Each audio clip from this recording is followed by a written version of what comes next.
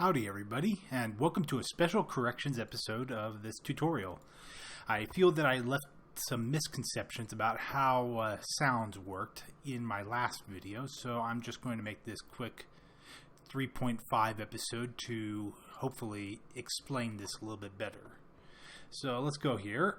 We have here, there we go. We have here two different sounds. We have a music and a sound effect here. So let me explain a little bit of the difference between these. Sound effects are typically no longer than a couple seconds, and the sound format file is also typically in .wave. Unfortunately for me, all the sound effects I was able to get were in .mp3, so that's not very good for me. I'd have to go through and reformat everything as .wave, and I didn't do that to be able to get that, so it kind of messed things up a little bit when I was talking about this.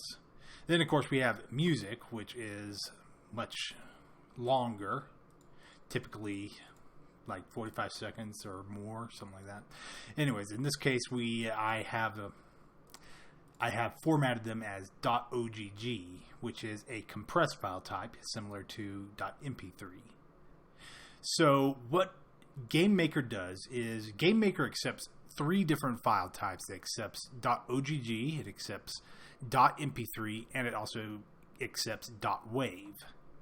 And when you are making the game, when you press play, it does different things to the file depending on these choices that you have chosen here.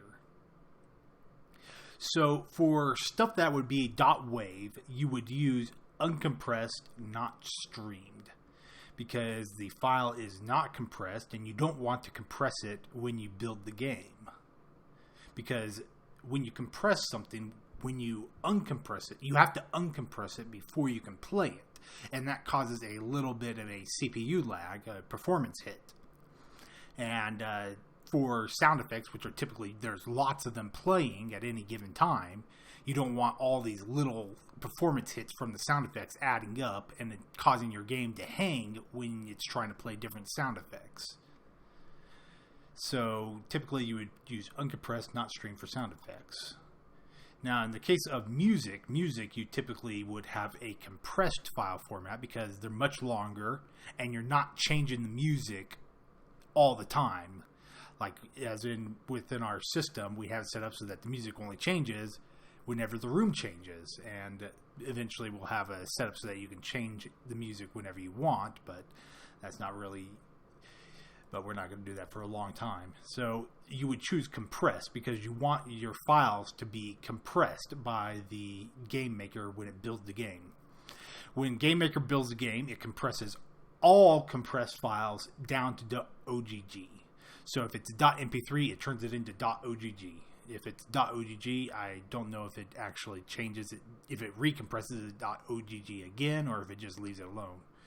But in this case, it would compress it, and then you can play it back after it uncompresses it.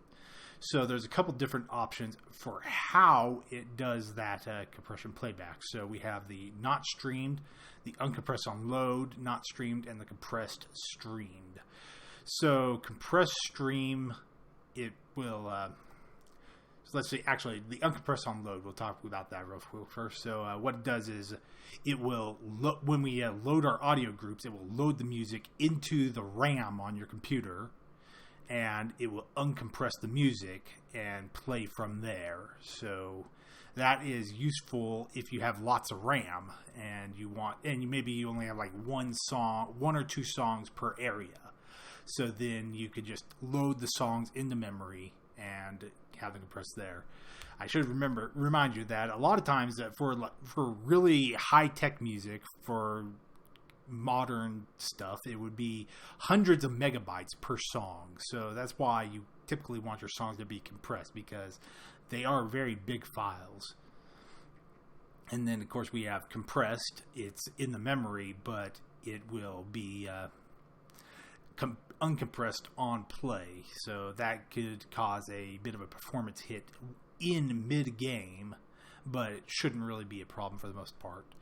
Then again, we have compressed stream, where it's compressed and it's being pulled from the hard drive directly as you're playing. So that kind of causes a bit of a CPU hit.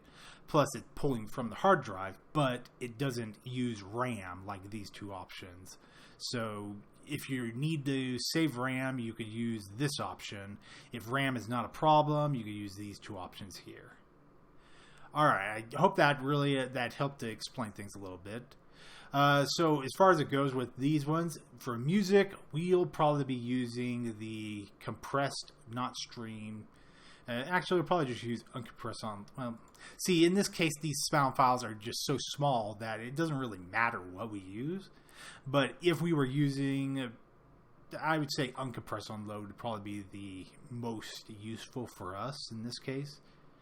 It increases the amount of RAM, but we don't really have a huge amount of songs, so it's not going to really hurt anything in the long run.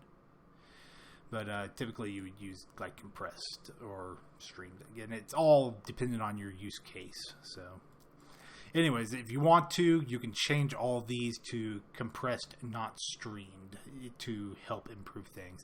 But definitely for the sound effects, we'll probably want to use uncompressed, not streamed.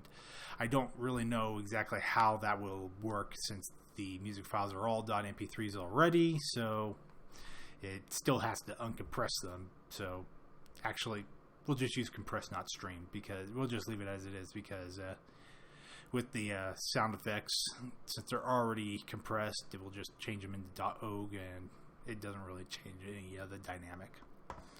Down here at the target options, generally we can leave these alone for the most part, unless you know specifically that your MP3 or whatever has a bit rate of 192 and you want to make sure that it plays at that part, and you want to make sure that it plays at HD, DVD, quality sound or whatever. Typically these aren't really important for you. Stereo, again, like I had put everything as stereo, but it doesn't really matter because it's all going to be played as mono anyways. The only time you really need to worry about it is if you're doing 3D sound. If you have a 3D sound set up in your game, you'll probably want to make sure it's in 3D so it'll play in the proper positions. Anyways, I think that's everything, and I hope that's cleared up my little mistakes with talking about the music system. And thank you very much, and good luck with your gaming.